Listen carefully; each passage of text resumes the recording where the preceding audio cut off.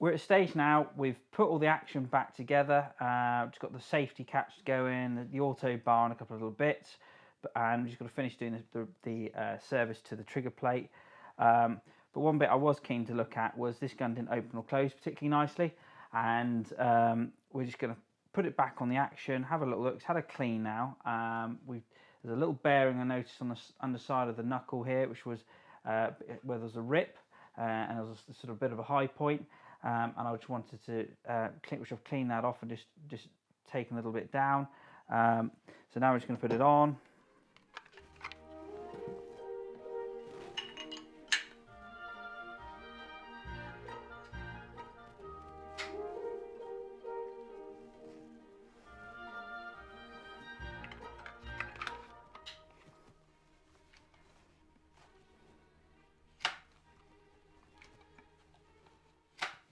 Yeah, and I think all it was that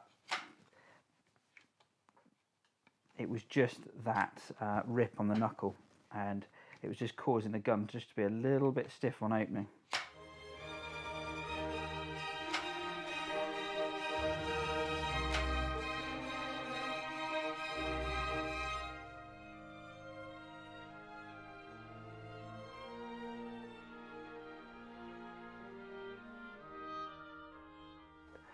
Final stage, we're going to just strip down the single trigger here and the trigger unit for this little Beretta. Just give it a clean through. It actually doesn't look too bad inside this, but we'll start to strip it down. But there's a few areas again we just want to clean some of this rust off the side of it, we'll just check and make sure it's all running smoothly. First things first, you just need to fire it off.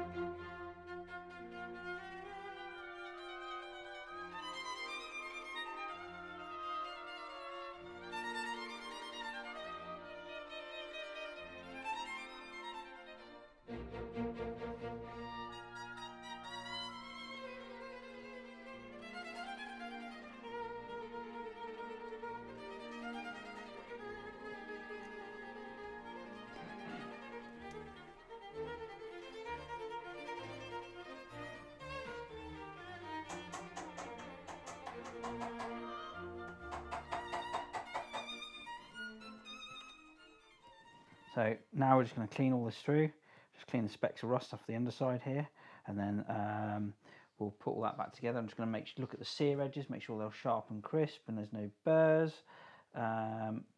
Sometimes with Berettas, because it's a gold plating on the side of the trigger, you can get it so it flakes and actually can interrupt the single trigger. So that's just something we'll just check. A lot of people actually, you can polish it off completely if you want. Quite a few people like them silver, not gold, which can be easily done.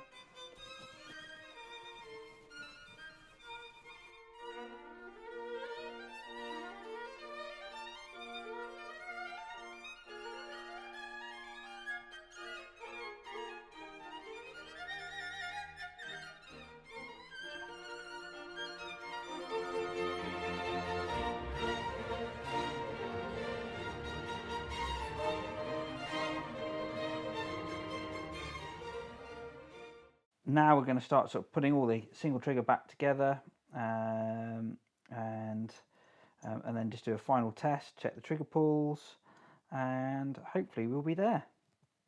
So I'm just looking at the sear edges here, and they're just a little, one here is just a little bit burred up at the edge.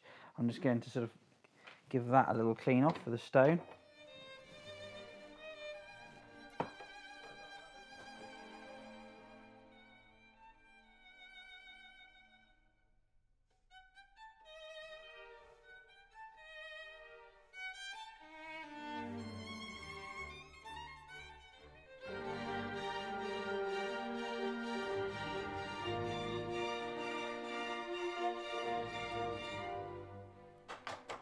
There we go.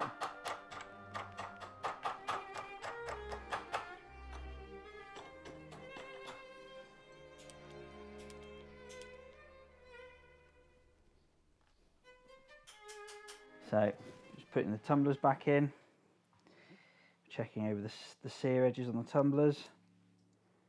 That's pretty good. Puts a bit of grease, it's a fraction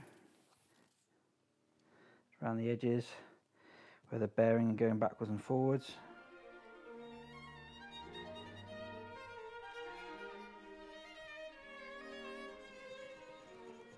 Just taking the rust off the guard, as this guard had rust specks all around the edges of the engraving, and just also, as you can see, just inside here there's rust specks all inside the guard itself.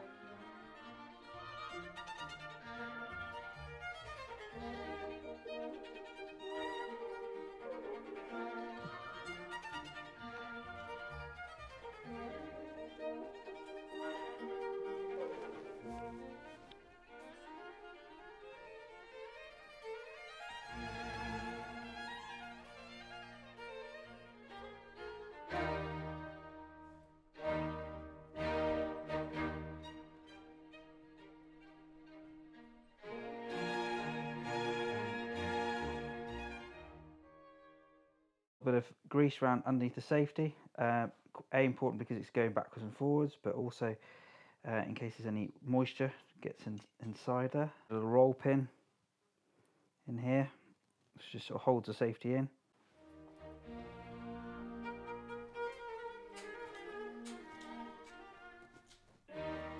Just work it back a couple of times, make sure the safety is working correctly and it's all nice and smooth. It's returning correctly. Make sure the selector is engaging correctly. And then we're going to put it on the barrels. We're just going to run it through, see how it's all working.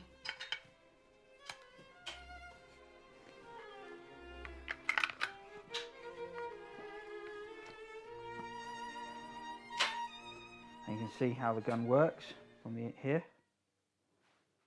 So, bang.